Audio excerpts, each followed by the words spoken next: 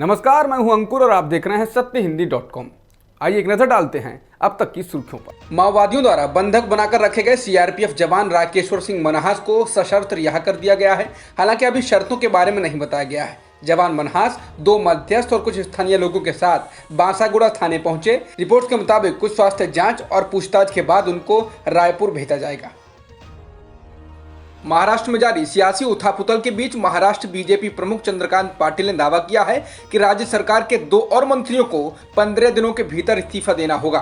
उन्होंने कहा कि महाराष्ट्र में राष्ट्रपति शासन लगाए जाने के लिए स्थितियां एकदम सही हैं। बता दें, राज्य बीजेपी प्रमुख का यह बयान सचिन वाजे की चिट्ठी के बाद आया है, जिसमें उसने दावा किया है कि अनिल देशमुख ने उसको वापस से नौकरी पर रखने के लिए 2 करोड़ की मांग की थी। इसके अलावा उसने एक और मंत्री अनिल परब का भी नाम लिया है।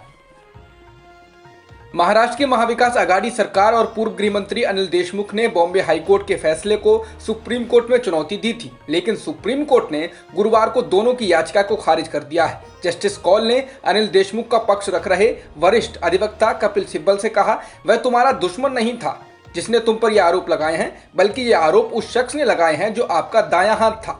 मामले में दोनों के खिलाफ जांच होनी चाहिए। अदालत ने कहा, इस मामले में महाराष्ट्र के बड़े अधिकारी भी शामिल हैं।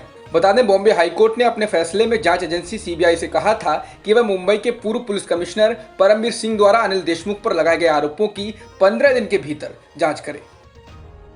वाराणसी की कोर्ट ने भारतीय पुरातत्व सर्वेक्षण द्वारा काशी विश्वनाथ मंदिर और ज्ञानवापी मस्जिद परिसर के सर्वेक्षण के लिए अपनी मंजूरी दे दी है। इसके साथ ही अदालत ने कहा कि सर्वेक्षण का सारा खर्चा सरकार करेगी। अदालत ने यह फैसला उस याचिका पर सुनाया है जिसमें दावा किया गया था कि मुगल सम्राट औरंगजेब ने भगवान विश्वेश्वर का मंदिर तोड़ दिया था और उसके अवशेषों से एक मस्जिद का निर्माण किया था, जिसको ज्ञानवापी मस्जिद के रूप में जाना जाता है। इस मामले पर 2019 दिसंबर से पुरातात्विक सर्वेक्षण कराने को लेकर कोर्ट में बहस चल रही थी।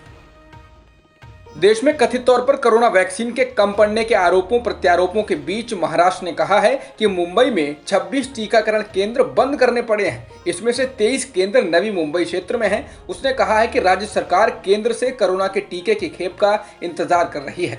इससे पहले महाराष्ट्र के पुणे, सतारा और पनवेल क्षेत्र में कोरोना वैक्सीन कम पड़ने की वजह से टीकाकरण केंद्रों को बंद किए जाने की रिपोर्टें आई हैं। आज तक के अनुसार ओडिशा में भी कोरोना वैक्सीन की कमी की खबरें आ रही हैं। हालात इतने खराब बताए जा रहे हैं कि ओडिशा में वैक्सीन की कमी के कारण 1400 में से 700 वैक्सीनेशन सेंटर्स को बंद करना पड़ा। अब राज्य के स्वास्थ्य मंत्री ने इसको लेकर केंद्र सरकार को चिट्ठी लिखी है। ओडिशा के स्वास्थ्य मंत्री नव किशोर दास का कहना है कि हमारे पास सिर्फ 2 दिनों का ही स्टॉक बचा है। नया स्टॉक नहीं आता है तो पूरे राज्य में टीकाकरण ठप करना होगा।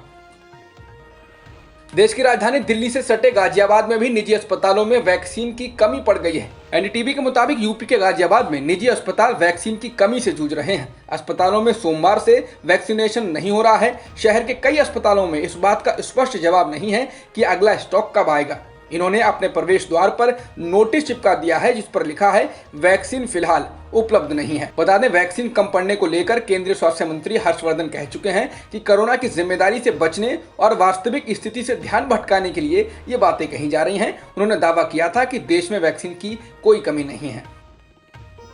वैक्सीन को लेकर आरोपों प्रत्यारोपों का दौर शुरू हो चुका है। अब महाराष्ट्र सरकार ने वैक्सीन के वितरण में केंद्र सरकार पर भेदभाव करने का आरोप लगाया है। महाराष्ट्र के स्वास्थ्य मंत्री राजेश टोपे ने कहा है कि हमें हफ्ते में सिर्फ 17 लाख कोरोना वैक्सीन की डोज मिली है, जबकि यूपी को 48 लाख, एमपी को 40 लाख और गुजरात को 30 लाख वैक्सीन की डोज दी गई हैं।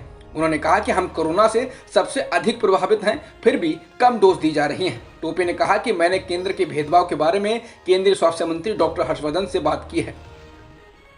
एस्ट्राजेनेका ऑक्सफोर्ड की वैक्सीन को लेकर उठे सवाल गंभीर होते जा रहे हैं। ब्रिटेन की मेडिसिन और health care product regulatory agency ने पाया है कि इसकी वैक्सीन और खून के थक्के जमने के बीच कोई मजबूत संपर्क है। इस यूरोपियन मेडिसिन एजेंसी ने कहा है कि हालांकि इस तरह खून के थक्के जमने और प्लेटलेट्स गिर जाने के मामले बेहद कम हैं। इस एजेंसी ने 22 मार्च के बाद आए ऐसे 86 मामलों को देखा है और इनमें से 18 ऐसे मामले थे जहां पर लोगों की मौत हो गई।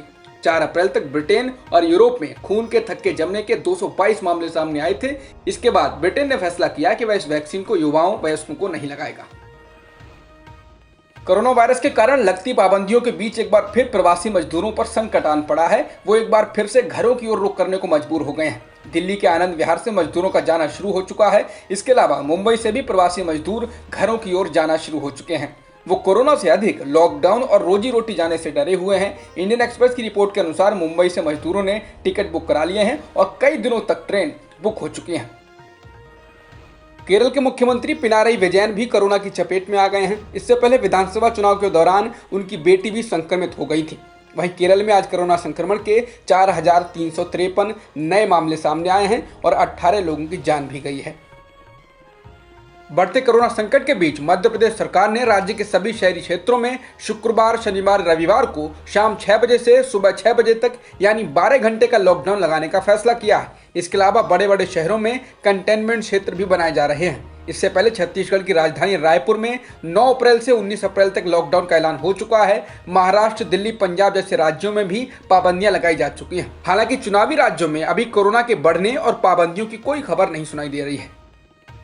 देश में कोरोना संक्रमण के मामलों के बेतहाशा बढ़ने के बीच कई राज्यों में चुनाव प्रचार भी चल रहा है। प्रचार में शामिल सभी राजनीतिक दलों के नेता और कार्यकर्ता वायरस को लेकर बेपरवाह हैं और खुलकर कोरोना प्रोटोकॉल का उल्लंघन कर रहे हैं। इसे लेकर दिल्ली हाईकोर्ट में याचिका दायर की गई थी।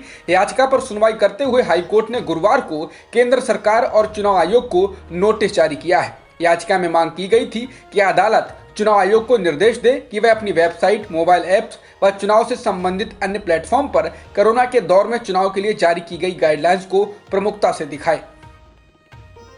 उत्तर प्रदेश के लखनऊ, प्रयागराज और वाराणसी में नाइट कर्फ्यू की घोषणा के बाद अब गाजियाबाद और नोएडा में भी नाइट कर्फ्यू का ऐलान कर दिया गया है। इन शहरों में 17 अप्रैल तक रात 10 बजे से सुबह 5 बजे तक कर्फ्यू लगेगा। इस दौरान सभी स्कूल, कॉलेज और कोचिंग सेंटर बंद करने का आदेश दिया गया है।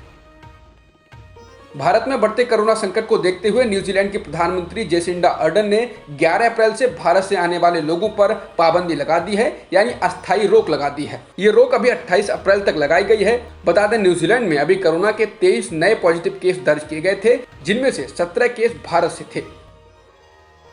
जम्मू में हिरासत में लिए गए रोहिंग्याओं को लेकर सुप्रीम कोर्ट ने कहा है कि उनको निर्धारित प्रक्रिया का पालन किए बिना म्यांमार वापस नहीं भेजा जा सकता है। पीटीआई के मुताबिक सीजे बोबडे की अध्यक्षता वाली पीठ ने जम्मू में हिरासत में लिए गए रोहिंग्या शरणार्थियों को तुरंत रिहा करने और केंद्र को उन्हें वापस भेजने के फैसले से रोकने की याचिका पर सुनवाई करते हुए यह आदेश पारित किया। केंद्र सरकार ने याचिका के विरोध में कहा था कि देश अवैध तरीके से घुसकर आने वाले लोगों की राजधानी नहीं बन सकता है। छत्तीसगढ़ के बीजापुर में माओवादियों के साथ हुई मुठभेड़ के बाद से ही सीआरपीएफ का एक जवान उनके कब्जे में है। माओवादियों ने साफ कर दिया है कि वो सरकार के द्वारा भेजे गए वार्ताकार को ही जवान को सौंपेंगे। जवान की रिहाई के लिए बीजापुर के जंगलों में गई सामाजिक कार्यकर्ता सोनी सोरी को माओवादियों ने खाली हाथ वापस भेज दिया है। उनका कहना है कि वे सीआरपीएफ के जवान राकेश्वर सिंह मनहास को सरकार द्वारा भेजे गए वार्ताकार को ही सौंपने वाले हैं। बता दें, सरकार की ओर से अभी तक कोई वार्ताकार नहीं चुना गया है। अब तक की खबरों में इतना ही। बाकी खबरों के लिए बने रहिए सत्यहिंदी.com के साथ।